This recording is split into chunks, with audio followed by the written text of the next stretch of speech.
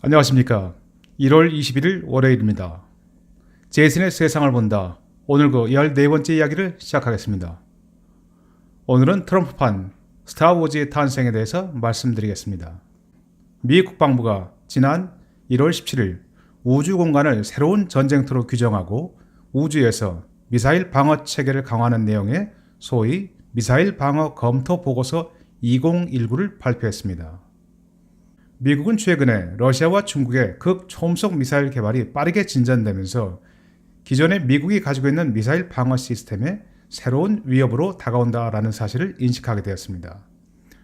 그래서 이제 우주 공간에서 발사 초기 단계에 있는 적의 미사일을 직접 요격하겠다라는 것이 새로운 보고서의 요지입니다. 그러면 먼저 중국과 러시아의 극초음속 미사일 개발 동향을 살펴보겠습니다. 극초음속 미사일이라는 것은 마하 5 이상의 속도를 지니고 있습니다. 마하 1은 대략 시속 1224km에 해당합니다. 러시아가 2018년에 공개한 극초음속 비행체 아방가르드는 최대 속도가 마하 20에 이릅니다. 그리고 러시아의 미그 31 전투기에서 발사되는 공대지 미사일 킨잘 역시 마하 10의 엄청난 속도를 자랑합니다. 한편 중국도 작년 8월에 극초음속 비행체 싱쿵2를 발표했습니다.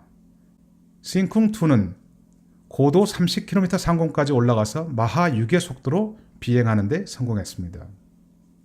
러시아와 중국의 극초음속 미사일은 모두 현재 미국이 가지고 있는 미사일 방어망으로는 요격 자체가 불가능한 상황입니다. 그런 의미에서 이번에 미국이 새로 발표한 미사일 방어 전략은 지상이 아닌 우주 공간에 쏘아 올린 위성 센서로 적 미사일의 발사와 궤적을 최단 시간 내에 포착해서 미사일의 상승 속도가 가장 느린 초기 발사 단계, 즉 부스트 페이스에서 미사일, 레이저 등의 위성 장착 무기로 이를 파괴하겠다는 구상입니다.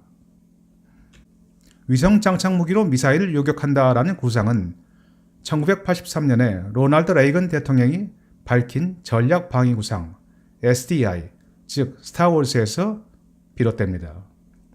스타워즈는 레이저빔 발사기를 지구 저궤도에 배치해서 지구 대기권을 벗어나서 우주 공간을 날아오르는 적의 미사일을 추적해서 이 미사일이 다시 대기권으로 재진입하기 이전에 파괴하는 방식입니다. 레이건 대통령의 뒤를 이은 아버지 조지 부시 대통령은 레이저 빔을 사용하는 스타워즈 대신에 적의 미사일과 충돌해서 운동 에너지로 미사일을 파괴하는 브릴리언트 페블스, 빛나는 조약돌 프로젝트에 더욱 집중했습니다.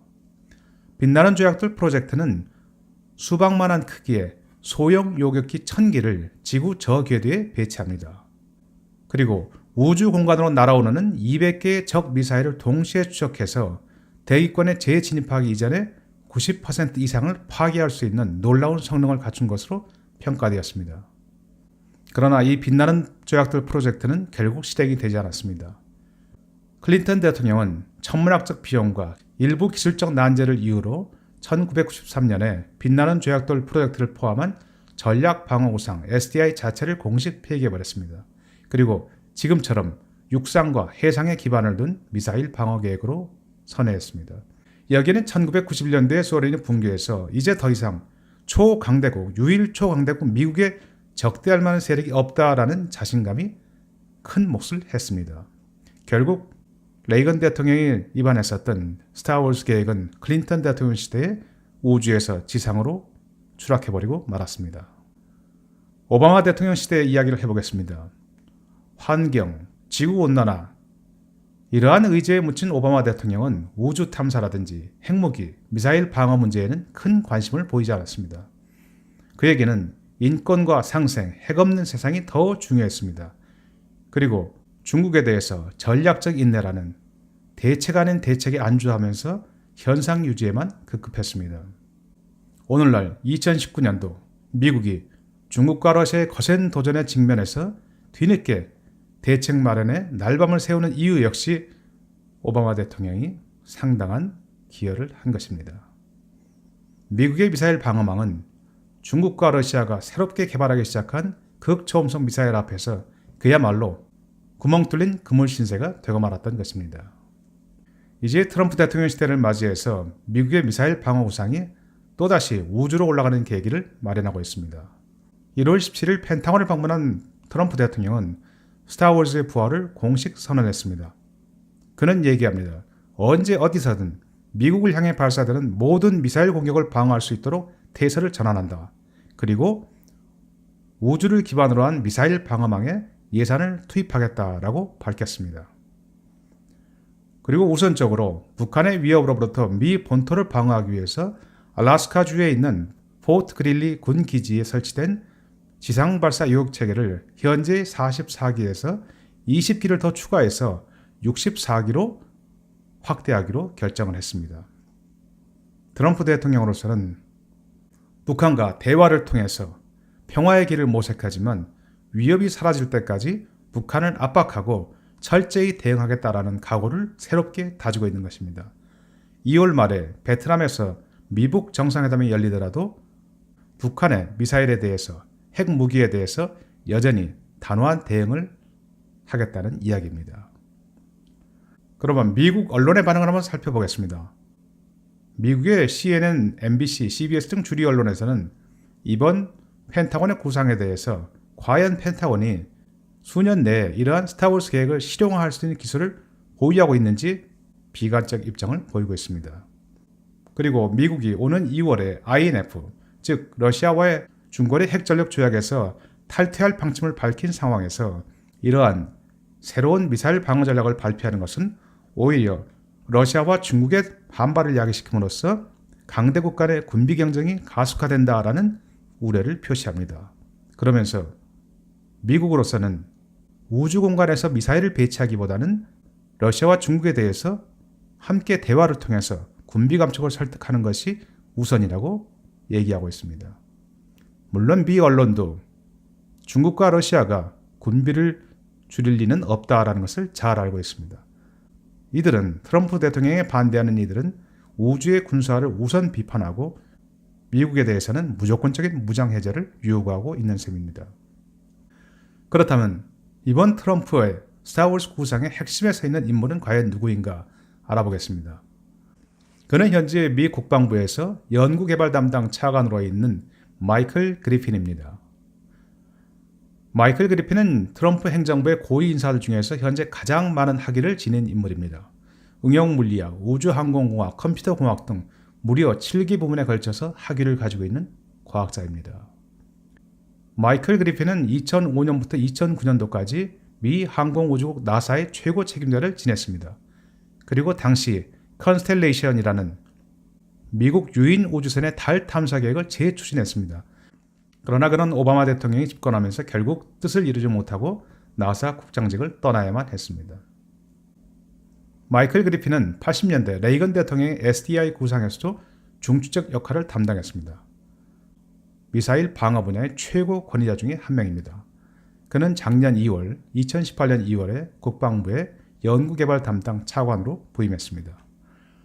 그는 차관으로 부임한 이후에 수시로 현재 미국의 미사일 방어 체계로는 중국과 러시아의 극초음속 미사일 개발에 효과적으로 대응할 수 없다라고 주장하면서 지상이 아닌 우주에 기반을 둔 요격 시스템의 구축을 역사해 왔습니다.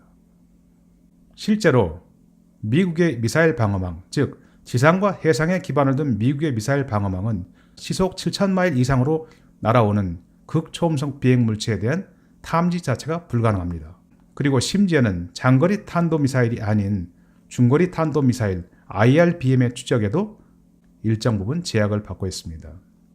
이러한 미국의 취약한 방어망에 대해서 마이클 그리핀 차관은 지구 표면이 아닌 우주 공간에 미사일 탐지 센서망을 설치하고 요격 미사일을 배치해서 적의 미사일을 발사 단계 아니면 발사 아예 이전 단계에서 조기에 요격하는 구상을 주장하고 있습니다.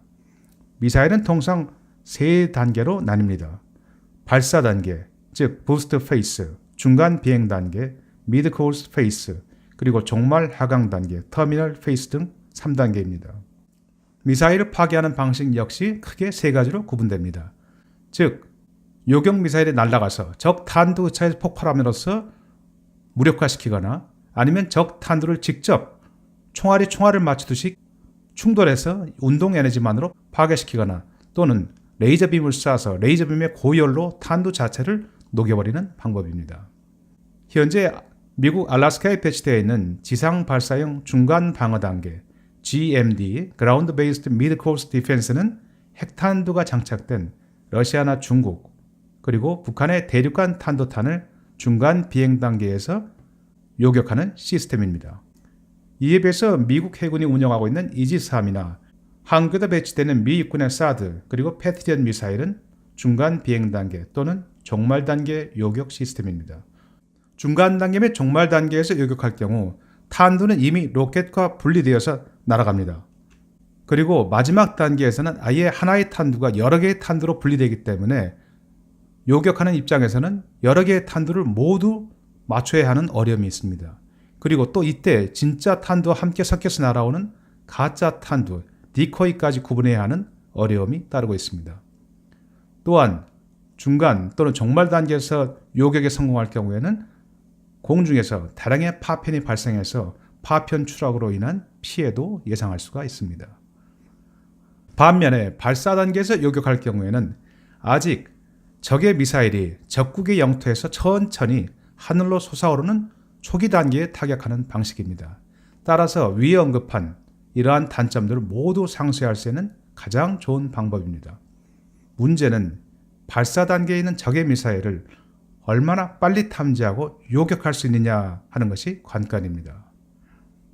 지금 현재 미국이 가지고 있는 지상과 해상에 설치된 미사일 방어망으로 적의 미사일을 100% 요격하기 위해서는 그야말로 전 세계를 도배하듯 수많은 레이더를 설치해야만 합니다. 그러나 이처럼 수많은 레이더를 깔아놓는다 해도 유사시에 이들 레이더 기지는 적의 최우선적 공격 목표가 됩니다. 레이더 기지가 적의 공격으로 파괴되면 결국 미사일 방어 시스템 운영 자체에 결정적인 차질이 발생합니다. 마이클 그리핀 차관은 바로 이런 의미에서 적의 공격을 피하기 위해서는 지상이 아닌 안전한 우주 공간으로 올라가서 이곳에 여러 층의 위성 센서망을 설치하고 요격 시스템을 구축해야 된다라는 주장을 펴고 있는 것입니다. 이제 트럼프 대통령이 언급한 것처럼 미래의 전쟁터는 육상과 해상이 아닌 아예 우주 공간으로 본격적으로 확대되는 셈입니다. 여기서 크게 문제되는 것은 비용입니다. 북한처럼 작은 크기의 영토를 가진 나라가 미사일을 발사할 경우 이 미사일을 발사 단계에서 요격하기 위해서는 역시 우주 공간에 수백 개의 요격 시스템을 띄워두어야만 합니다. 미 언론과 일부 과학자들은 지구 전체를 커버하는데 670억 달러에서 1090억 달러라는 어마어마한 비용이 소요될 것이다 라면서 비판적입니다. 마이클 그리핀 차관은 이러한 언론계 주장에 반대합니다. 그는 1000개의 요격 미사일을 우주에 배치하는데 200억 달러면 충분하다라는 주장을 펴고 있습니다. 우주에 1kg의 물체를 쏘아 올리는데 일반적으로 2만 달러가 소요됩니다. 그러니까 한 번 발사할 경우 최소 10년간은 작동하게 되는 1000kg, 1톤짜리 요격 미사일 한 기를 쏘아 올린 데는 2천만 달러가 소요됩니다. 결국 1000개를 배치한다 해도 200억 달러면 충분히 가능하다라는 논리입니다.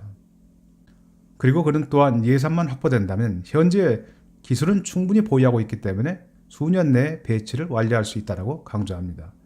참고로 2004년도에 아메리칸 피지컬 소사이어티에서 발표한 보고서에 따르면 미국이 우주 상공에서 전 지구를 커버하기 위해서는 1646개의 요격 시스템을 배치해야 된다라는 내용이 있었습니다. 이제 트럼프 대통령은 중국과 러시아의 극초음속 미사일 개발 그리고 북한과 이란의 다양한 탄도미사일 개발에 맞서서 미국의 미사일 방어 체계를 육상과 해상에서 우주 공간으로 전격 확대시켰습니다. 그리고 이제까지 나토를 비난하던 입장에서 탈피해서 나토에 대한 100% 지지 의사를 밝히면서 새로운 우주 공간을 기반으로 한 미사일 방어 시스템에 동맹국의 참여 및 공정한 비용 부담을 요구하고 나섰습니다.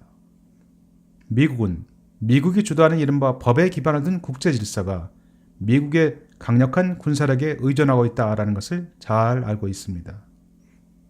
미국은 중국과 러시아 등 소위 권위주의 국가들의 최신형 미사일이 미국의 미사일 방어망을 무력화시키게 되는 순간 미국 주도의 국제 질서 역시 붕괴된다라는 점을 분명히 인식하고 있습니다. 미국은 위기를 새로운 기회로 바꾸고자 합니다. 러시아와 중국은 미국의 이러한 미사일 방어 전략에 대해서 우주의 전쟁터를 이끄는 일이라고 비난합니다. 그러나 이들 역시 미국이 우주를 기반으로 한 미사일 방어 전략에 나설 경우 결국은 군비 경쟁에 나설 수밖에 없습니다. 소련은 1991년도에 이러한 미국과의 군비 경쟁 끝에 붕괴했습니다. 마무리하겠습니다. 이제 한국과 유럽 등 미국의 동맹국들은 우주 기반 미사일 방어 구상에 참가할지 여부 또 비용 분담 문제를 놓고 고민을 해야 하는 순간을 맞게 될 것입니다. 새로운 창에는 새로운 방패로 맞설 수밖에 없습니다. 얼기설기 구멍 뚫린 낡은 그물을 들고 작고 빠른 고기를 잡으러 나갈 수는 없기 때문입니다. 여러분 감사합니다.